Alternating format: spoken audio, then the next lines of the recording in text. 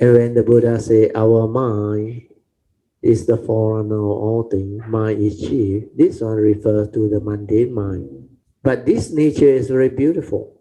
It's perfect by itself. It has nothing. But yet, all Dhamma arise from that nature. That's why it's very difficult to understand. And that nature is not a being. You cannot hold on to it, cling on to it, or uh, like believe that there is the deathless element. That is you. No. Whatever you describe is not that thing. Because there is the unconditioned. It's just an awareness nature. But this is when your form and mind is connected, then that is the nature.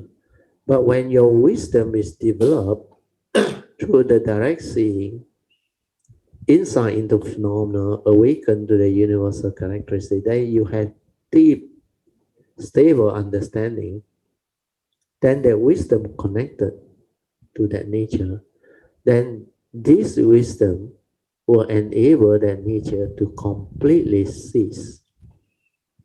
Then during that time, even the pure awareness, the first thing that come out from that nature also cease, also no more. That's how Nibbana can be realized. To realize Nibbana, even the pure awareness without thought, that one also cease.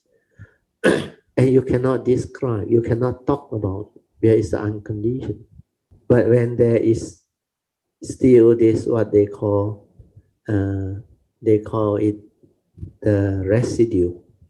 That's why Nibbana with residue refer to the five aggregates of form and mind.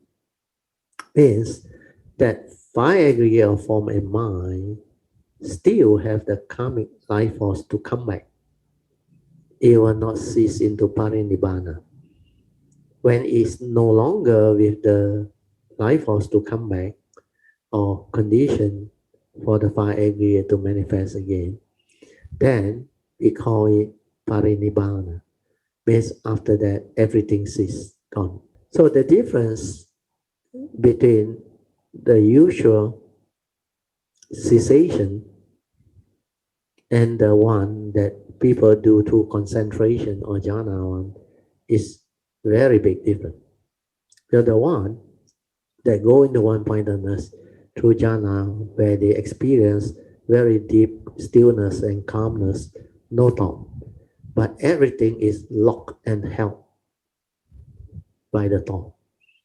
No thought is still a thought, because how do you know there is no thought? Where is the thought telling you there is no thought? But this thought is in concentration, one-pointedness, and everything is in that conditioned state.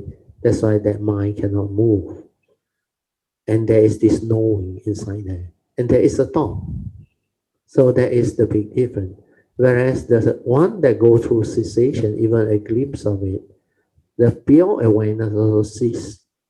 Then momentary the experience come out. Then there is a change of lineage. Like you become an Ariya from a Puthujjana, change of lineage into an Ariya. Just that glimpse of Nibbana.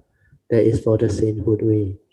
Then for those who have the ability to go into cessation for longer period, especially Anagami, Arahant, and Bodhisattvas who has gone beyond, they can experience Nibbana for longer period.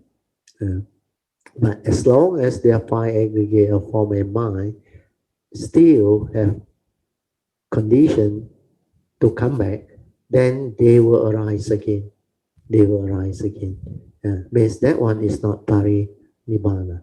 But when the life force is no more, the enlightened being will know they are going through pari-nibbana. Like the Buddha before his passing, he know the form and mind will cease. After that, no more. Then it's just the unconditioned still. But that nature is still there. Like the Sakyamuni Buddha's nature, they are still there. The spiritual nature, the karmic nature, the perfection, everything is still there in the midst of life and nature existence.